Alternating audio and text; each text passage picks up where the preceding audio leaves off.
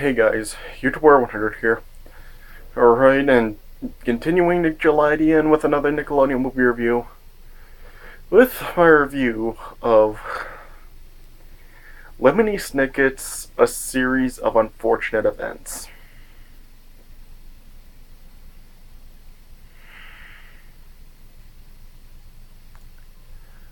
What the hell was this? I mean, seriously, what the hell was this? Alright? Gosh, I mean, man, this movie was just so stupid. Alright? This was like during the start of where like Nickelodeon really was starting to make some really stupid movies. I mean, oh man. Their movies are just like, they were like really silly, they were stupid, they were just, oh man, they were just really too childish, to be honest. And with this movie, this was just, oh man, this was just really stupid, and it was lame comedy. I mean, it wasn't funny. And this movie just, oh man, this movie really did not make any sense. I mean, I just have no idea what Nickelodeon was thinking when they made this movie. Seriously, as I said, it's not funny. I mean, it's really like dark, and really it's just, oh man, it's just really kind of too dark, I really would say, for a Nickelodeon movie. I mean, seriously, I mean, the darkness in this movie, it's just, it's going too far, really. I mean, I really don't know what they were trying to do. I don't know if they were like really trying to just make it really dark to appeal to adults, but man, does this thing really backfire. I mean, just the dark tone that this movie goes, it just really does not work. I mean, it just really makes the movie really fail. The comedy in it is just really totally lame. I mean, I did not laugh once at this. I really did not even see anything funny about this movie. Seriously, I mean, Jim Carrey, he's not funny in this movie. I mean, he was just like really lame. I mean, it's not like something with Jim Carrey where he's like really not supposed to be funny and he's in a serious role like he did with The Majestic. No, with this movie, it's like he is meant to like try to be funny, but he is not funny at all.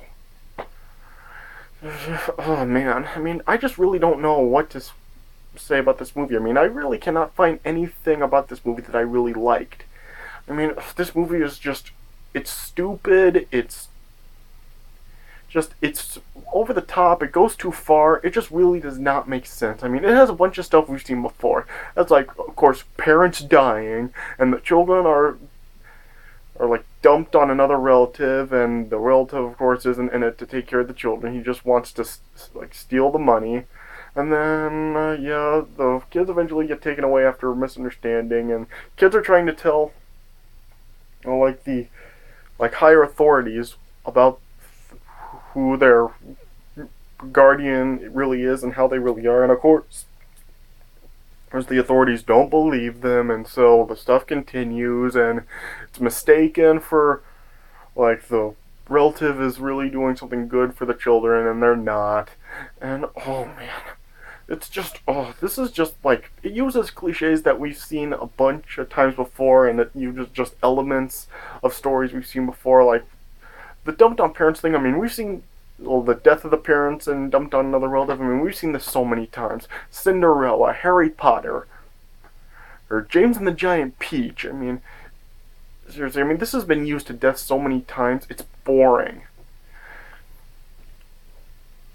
Man, I mean, I just really don't know like what Nickelodeon was really thinking when they did this movie, and I just really don't know like what the praise for this movie is. I mean, there were like critics and audiences really did seem to really like this movie, and I'm just not seeing what they do like about it. I mean, what do people see in this movie that they like? I'm seeing absolutely nothing that's likable about this movie at all. I mean, like I said, Jim Carrey, he's not funny and he's not really likable. He just comes across as kind of just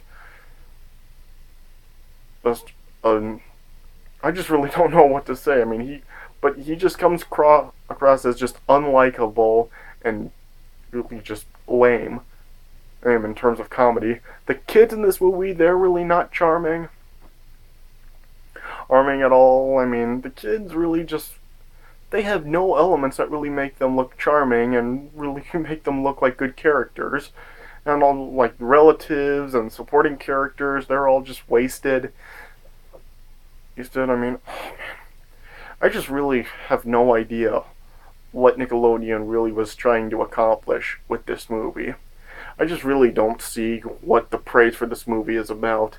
I just really do not see how people can actually call this a good movie because, man, I see absolutely nothing likable about this movie at all. I would give this movie, I don't know, 1.75 stars out of 4. I mean, oh man, I have no idea, like, why they made this movie, what the purpose of it was, and, oh, gosh, just completely,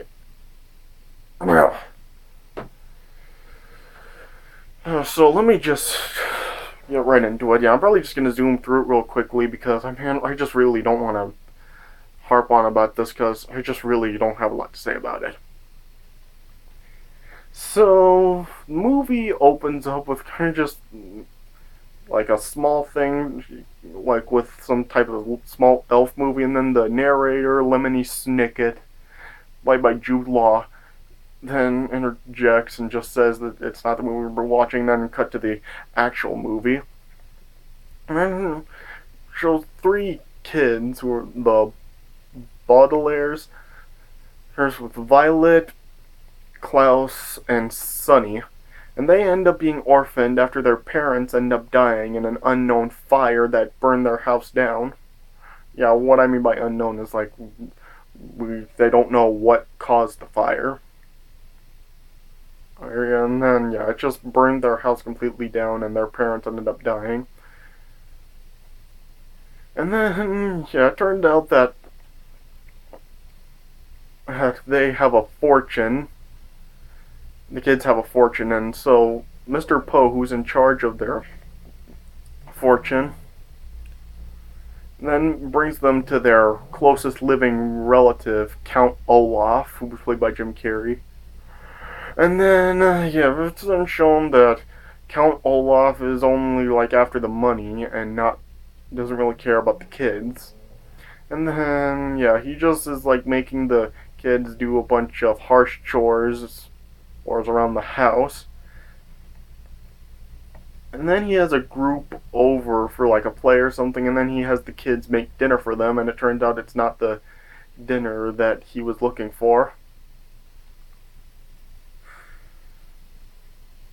And stuff, and then, yeah, we just see like he's not really good with the kids and stuff, and then after then a judge then grants full custody of the kids to Count Olaf.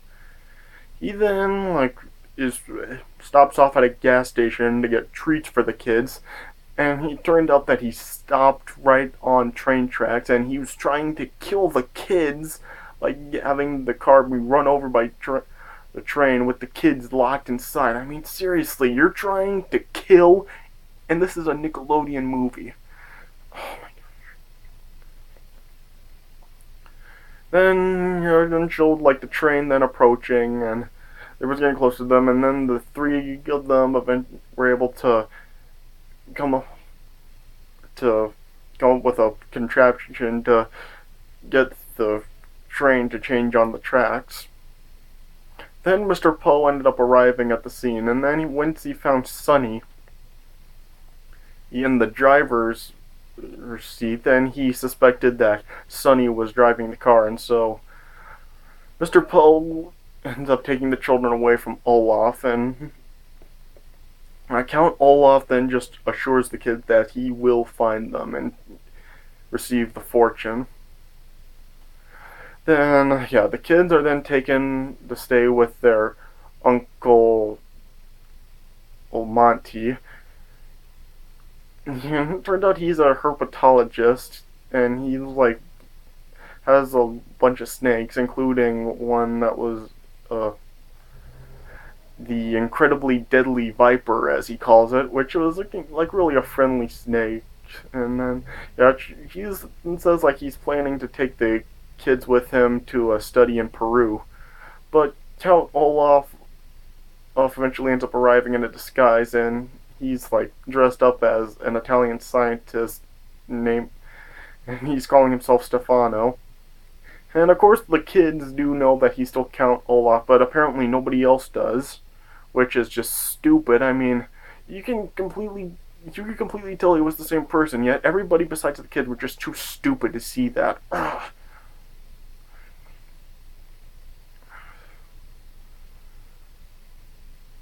And the kids then tried to tell their uncle Monty that Stefano was an imposter, and Uncle Monty believes them, but he actually thinks that Stefano is just a spy that's going after his deadly viper. And as Violet was trying to tell him who Stefano really was, then like he comes back after like being sent off.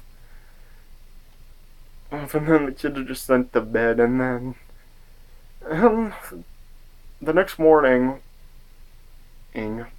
Monty ends up being found dead, and Stefano or Olaf makes the authorities think that it was the Viper that killed old Monty. And as Violet and Klaus were trying to tell the authorities and Mr. Poe that Stefano was the one that killed Monty, Sonny then shows them that the Viper is actually a friendly creature, and then they realize that Stefano was responsible, and then Stefano ends up just bolting off as a fugitive and stuff.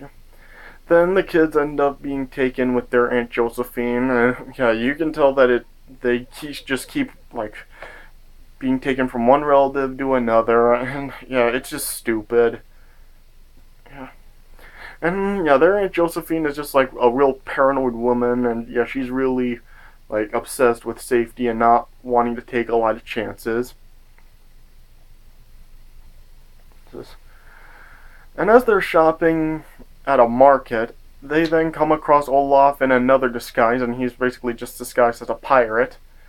And then like he was like pretending to have a romantic interest in Josephine, and of course the kids still know who he is, but Aunt Josephine of course doesn't, because she's a stupid bitch like everybody else that can't realize it. And Aunt Josephine then decides to take Captain Sham, as he calls himself, of home, and she has the kids do the shopping. And after the kids get back home, they see that Aunt Josephine is gone, and it's just as a hurricane is approaching. And Klaus eventually finds a suicide note that Aunt Josephine left, but then he starts to code again, and then he discovers that Josephine is actually in Curdled Cave, which is a place that Josephine told the kids about.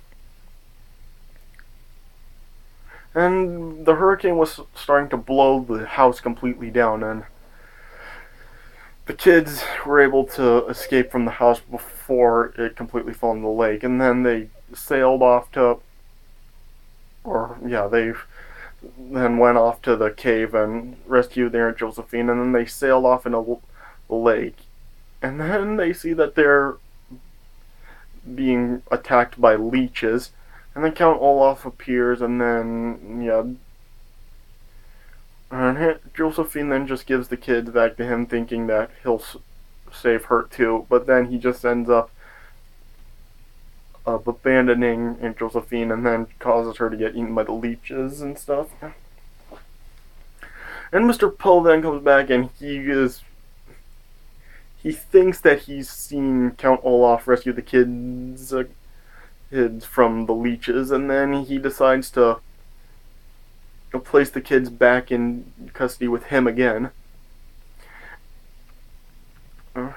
And then during that, like, Mr. Poe told Count Olaf that only blood relatives or spouses are able to inherit the kid's fortune from the parents all as well. And so then that gave Olaf the plan to, and then like have a play to marry Violet, and it turned out that his plan was actually to like have an actual marriage in that play.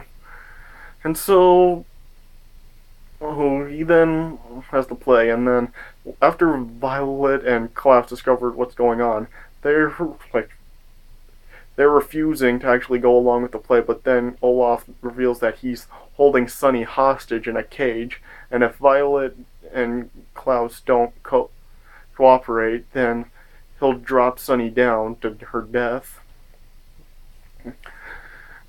And during the play, Klaus then snuck off and tried to save Sunny, and then he found like like an eye-shaped window, and then it was shown that it was like a sun mirror, and it was able to cause fires. And then he discovered that it was Count Olaf that caused their parents' home to burn and their parents to die. And the play went on, and then Count Olaf and Violet then had their marriage in the play, and then Count Olaf then revealed that the marriage was legit and legal, and everybody in the audience realized what Olaf was up to. And then Klaus used the mirror to burn up the marriage certificate, and then a judge then sentenced Olaf to life in prison, and he also was sentenced to go through the hardships that he made the children go through, like everything that I was talking about earlier. Yeah. But eventually he ends up escaping after a jury consisting of his peers overturned the sentence. And Mr. Poe took the kids to visit their old home one more time, and as they're there, they find a lost letter from their parents in the mail. And they also find a spyglass in the envelope. And that just shows their family secret society. And it just ended with Lemony Snicket just saying that despite the children's misfortune, they had each other to make them very fortunate indeed. And so, yeah, that's how it ended.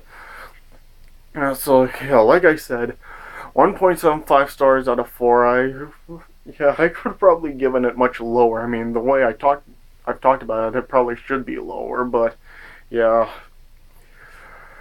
1.75 stars out of 4 is what I'm going to give it. I mean, I just really don't know what they were thinking. This movie's just stupid, it's lame, not funny, just, yeah. I just really can't see anything good about this movie at all. Alright, so, yeah, that's all I really have to say about it. So, alright, that does it for my review of Lemony Snicket's A Series of Unfortunate Events. Hope you guys enjoyed this review, so, yeah, thanks for watching, and I'll see you guys later.